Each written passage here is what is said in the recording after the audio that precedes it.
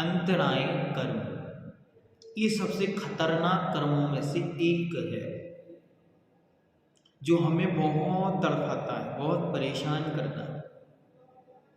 किसी के पास इतना है, इतना है, इतना है कि क्या क्या खाऊं।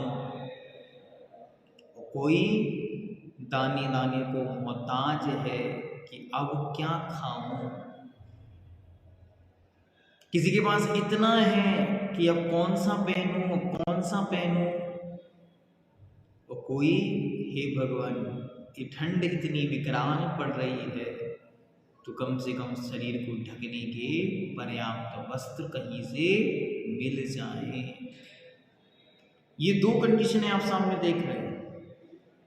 एक है सुबह 6 बजे से शाम 6 बजे तक अपने सर पर कुंटलों वजन ढो रहा है, तब जाकर शाम को भोजन का ठिकाना बन रहा है।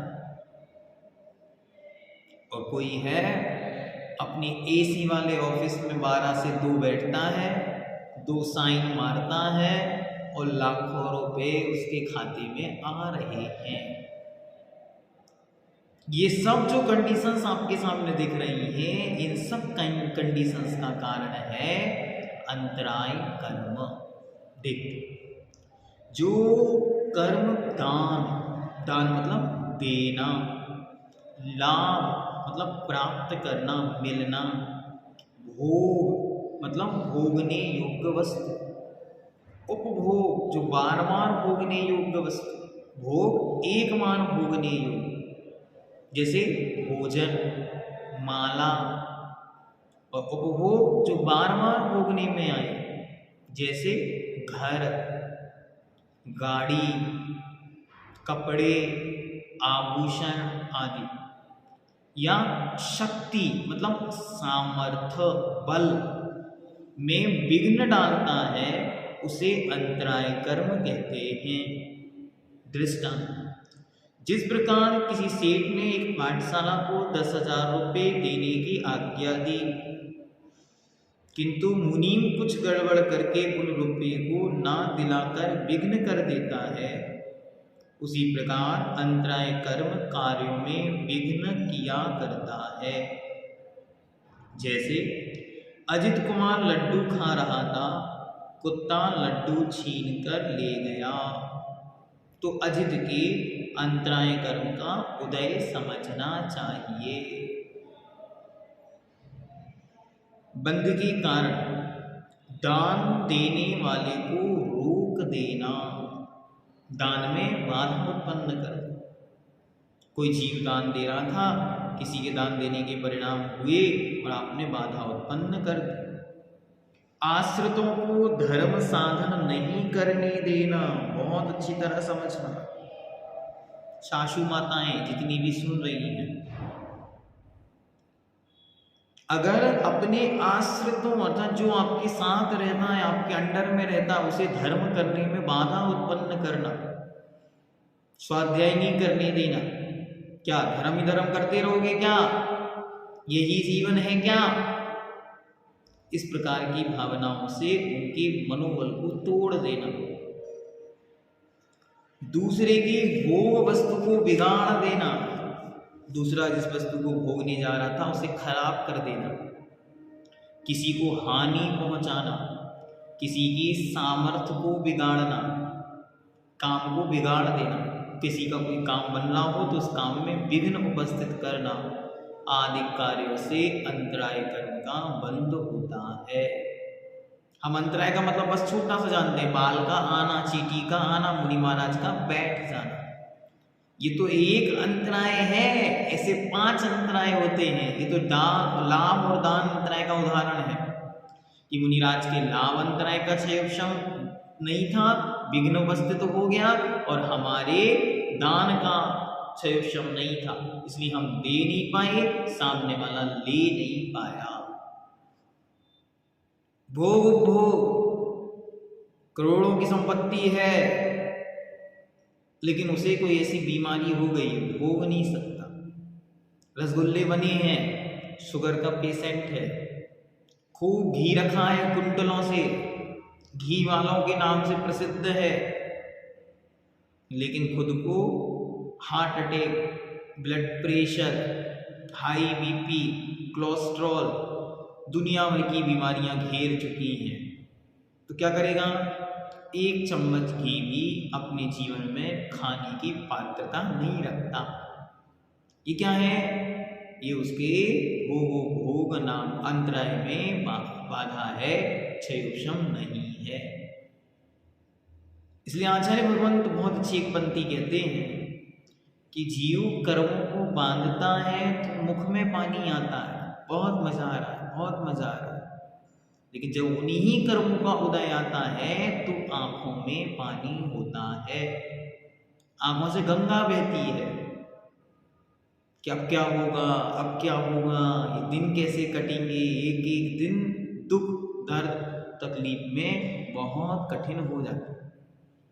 कहते हैं स्वर्गों के सुख सागरों प्रमाण के, दिन और रात वर्षों जैसे बीत जाते हैं, और यहाँ यदि दुख हो, कष्ट हो, पीड़ाएं हो, चारों तरफ महामारी फैल जाए तो एक एक घंटा एक एक वर्षों के बराबर बीतता है।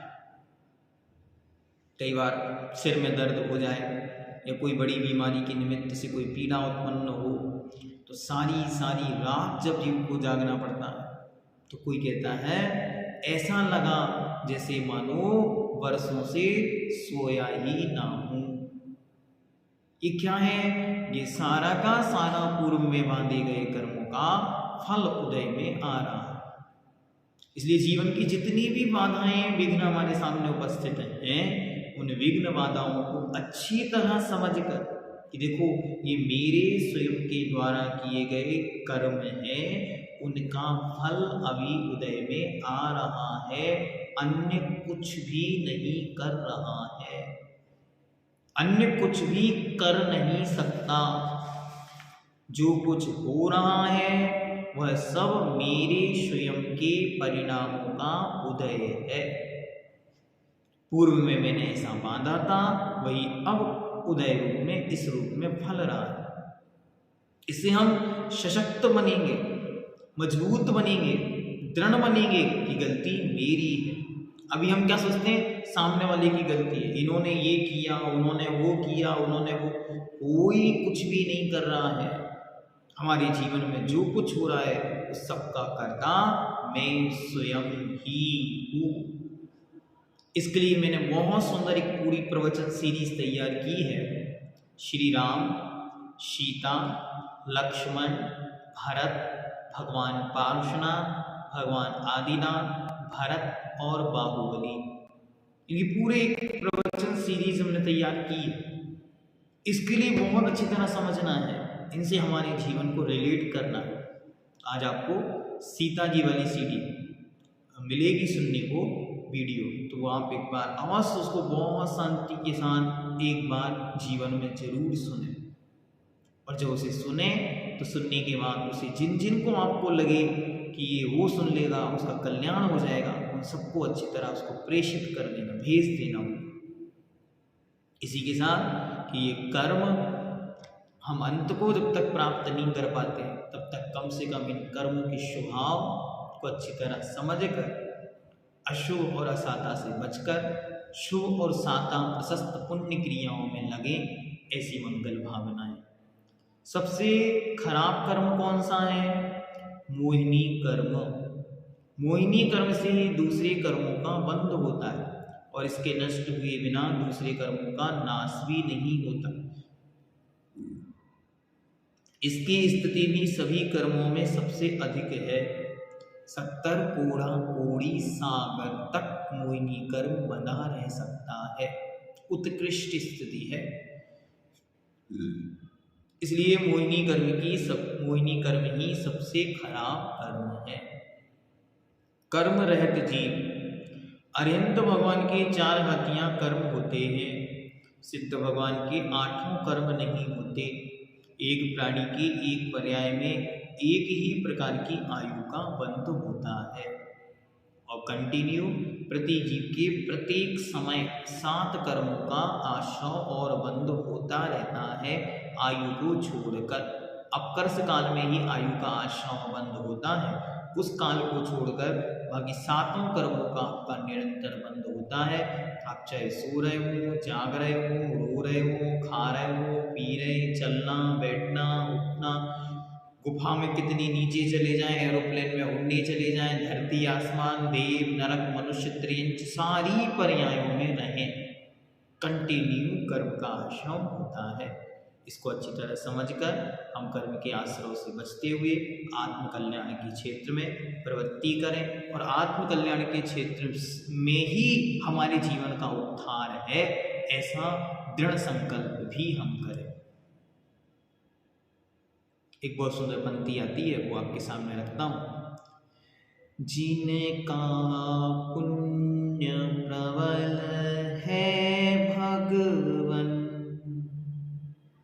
उनकी सद बुद्धि कर दो।